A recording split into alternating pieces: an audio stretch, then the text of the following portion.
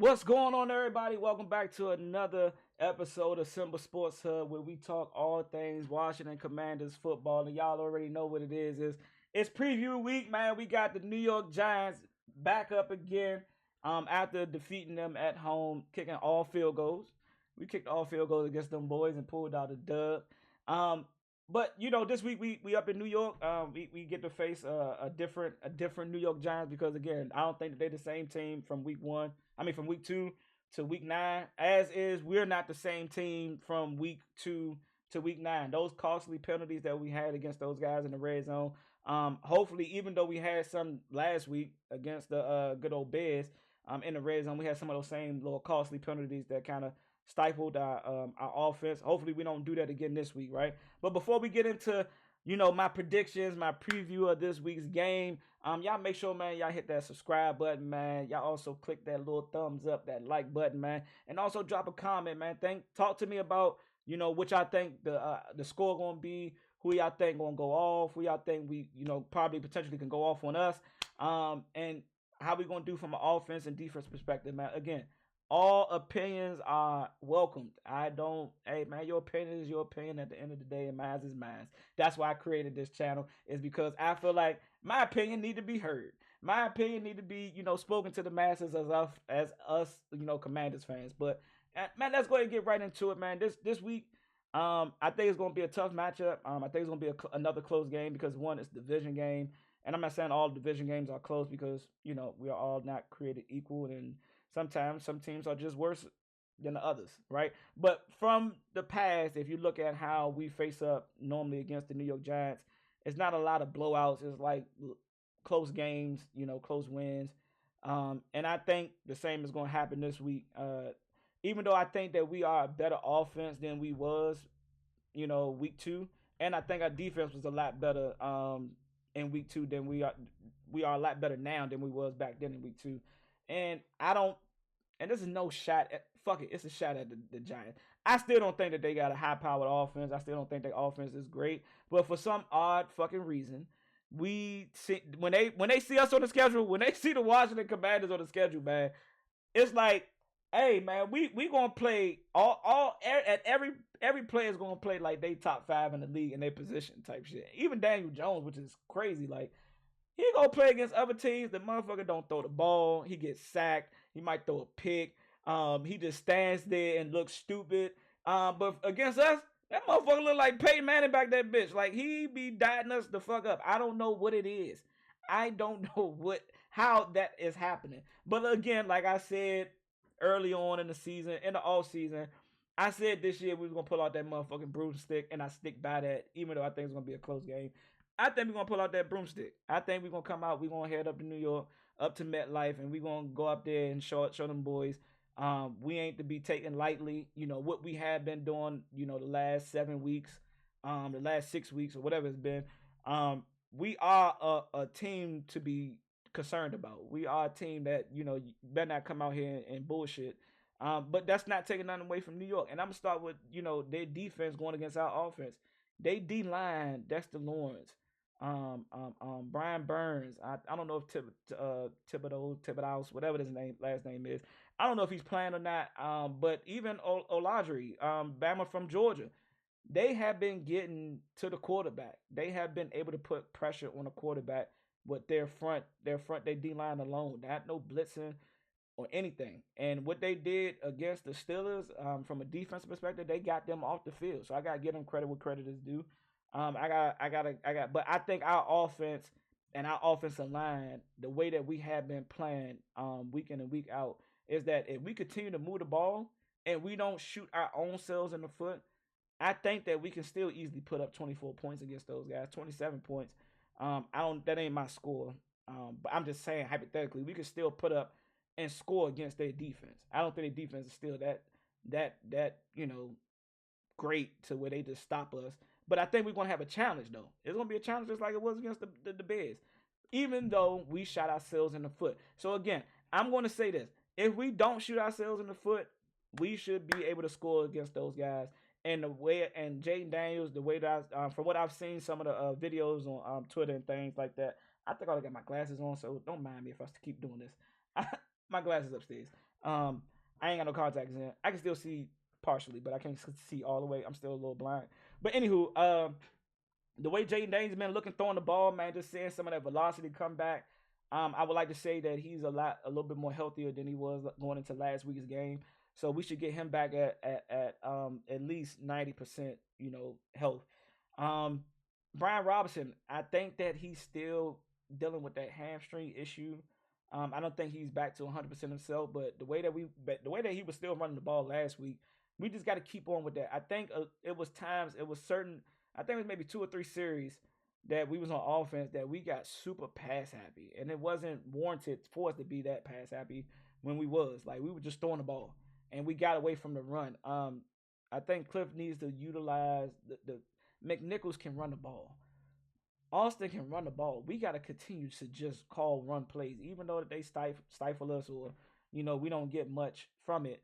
I think we still got to call it. I think we can't abandon the run this week because guess what? That's what's going to allow us to continue to run that play action, continue to run that bootleg, continue to keep the defense, bringing up safeties into the box, creeping those linebackers up closer to the line of scrimmage.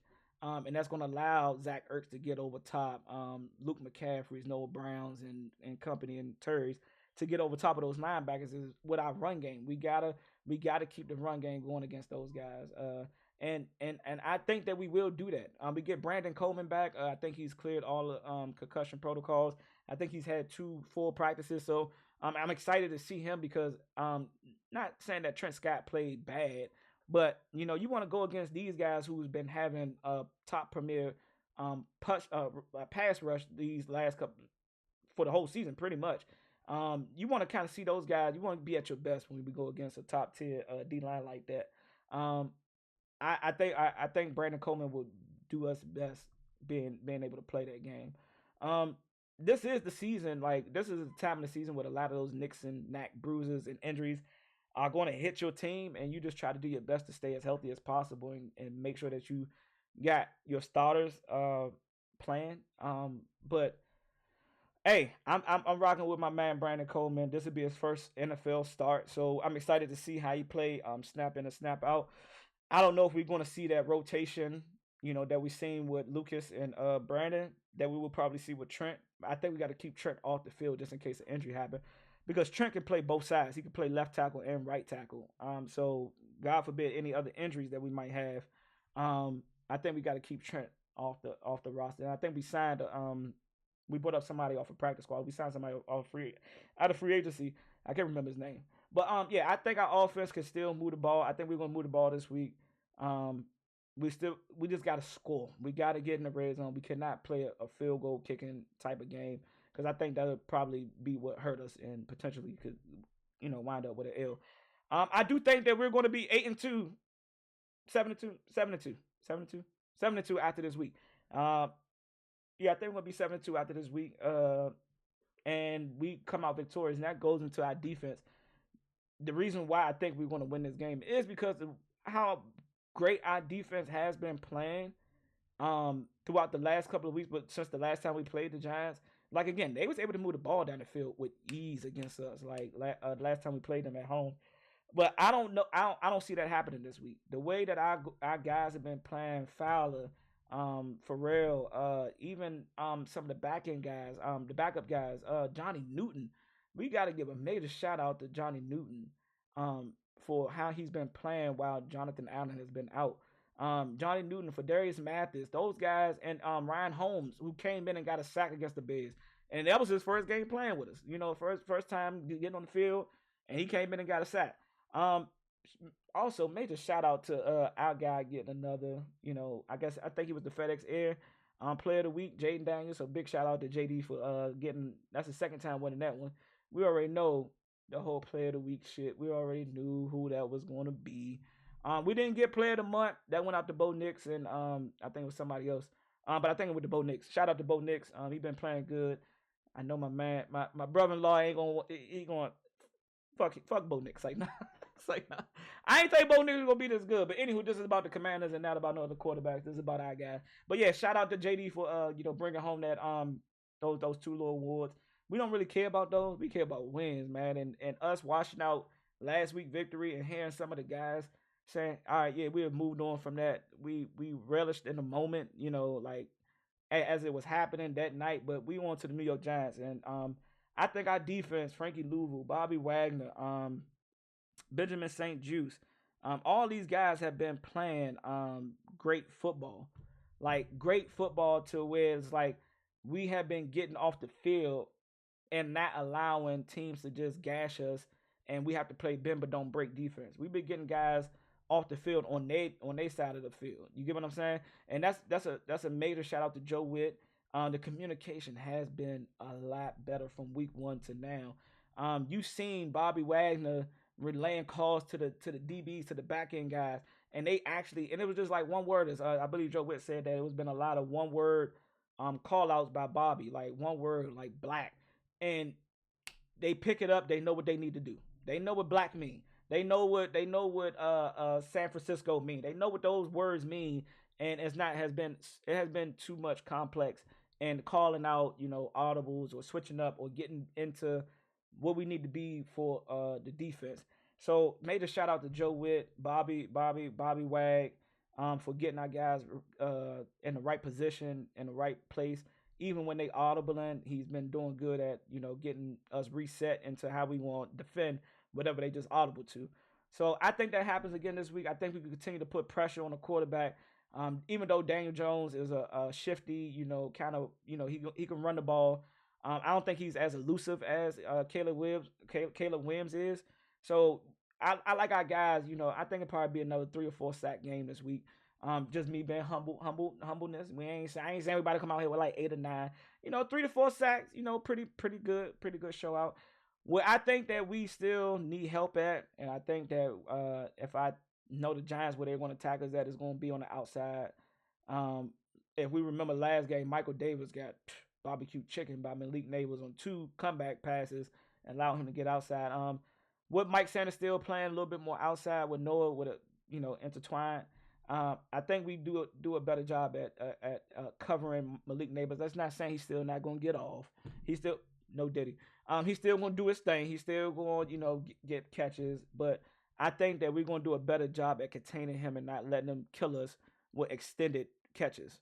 And I think we do a better job at that this week.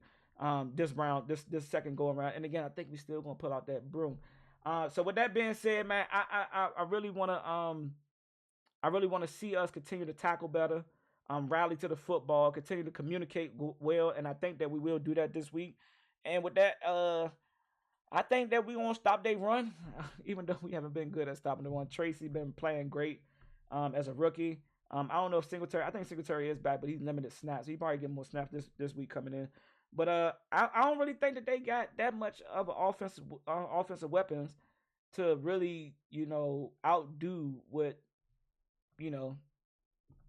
outdo our defense to the point to where they can potentially win it, right? So again, my score prediction for this week is actually been battling. I think it's gonna be 24 to 17. 24 to 14 to 17 is my prediction, but I'm gonna say solid 24 to 17. We come out victorious with this W, and we move to 7-2. We sweep them and we go 2-0 in the division, because after this week, man, we got some real tough games coming up, and but I ain't looking past the Giants. We gotta get past this real quick. And if you are Giants fans, yeah, y'all be ready. Don't let us pull out this broom, because I'm calling y'all, I'm FaceTiming y'all, I'm Googling video, whatever. Y'all gonna see my face. Y'all gonna see my face. But even if we lose, y'all still gonna see my face. But at the end of the day, I think we're gonna come out victorious. I'm excited for our team and how we've been overcoming some of these. If you ask some of the national media, this wasn't expected by us. So hey man, I'm gonna be tuned in 1 p.m. I'm thinking about if I'm gonna do a live stream or not. But it's gonna be because after seeing the Hail Murray and all these videos, which I think some was like recorded after the moment, just so that y'all can make national media. I think I might live stream the game. I think I may live stream, even though I can't play the audio. So y'all can tune in. I might go live, I might not, but I need to have on record just for cases that it may be another monumental moment, a memorable moment that I want to snap and take out and post all over social media. I want to be a part of. I want to be a part of. I wanted to be a part of. Where were you when this happened? I wanted to be a part of that. I reacted crazy. If y'all would have heard me on my Xbox party with my good man, yeah, you'd have thought that I don't know. You'd have thought we just won a Super Bowl. That's the way I was. I lost my voice a little bit. I almost shedded a tear. I fell to the ground. All that. Me explaining that don't mean shit right now, man. I catch y'all after the game, man. Y'all be easy.